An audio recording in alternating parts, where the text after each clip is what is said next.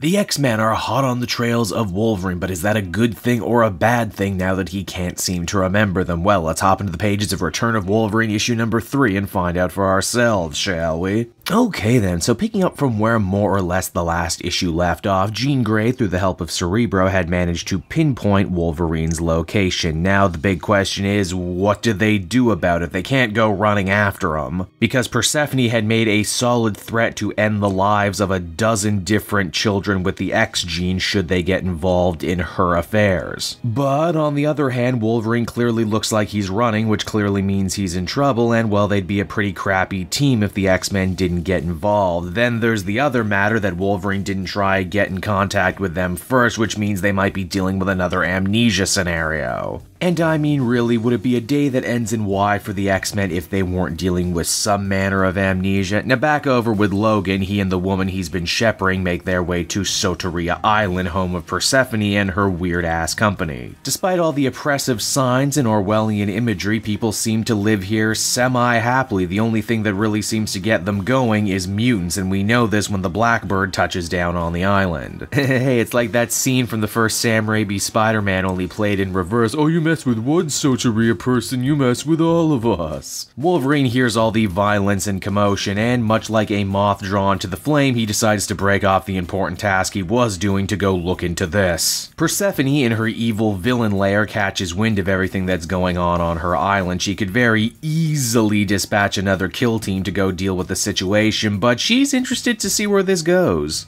After all, she poured an untold amount of money and resources into resurrecting Wolverine, and now she gets to turn him loose. Heck, she doesn't even know how her hot claws work, and the way Persephone sees it, best case scenario, Wolverine kills all the X-Men, which solves that problem, or the X-Men end up killing Wolverine, in which case the experiment was a failure, so whoever loses, she wins. Now, as I mentioned previously, Wolverine is still dealing with a lot of holes in his memory, but while he doesn't recall his friends on the X-Men, other Wolverines in his weird Mind Palace prison do, and when he goes looking for information, he ends up finding the overly aggressive X-Force Wolverine. Sadly, this version of Wolverine can only offer tactical information on how to best take down his friends, like how Nightcrawler has a pattern to his teleportation, how Jean can be distracted from using her telekinesis, etc, etc, and he would have gotten away with it too if it weren't for old Bobby Drake Iceman freezing him in place. Now, with his back against the wall and no further options, Logan is once again forced to open another cage within his Mind Palace for the most brutal and bloodthirsty Wolverine yet, the Berserker Wolverine. To which we are told, hey, opening that cage is easy, closing it again is the hard part. So, that was Return of Wolverine issue number 3, everyone, and overall I thought it was an adequate issue. The story is moving not nearly as fast as I was hoping it would be at this point. I'm glad the X-Men are actually featuring.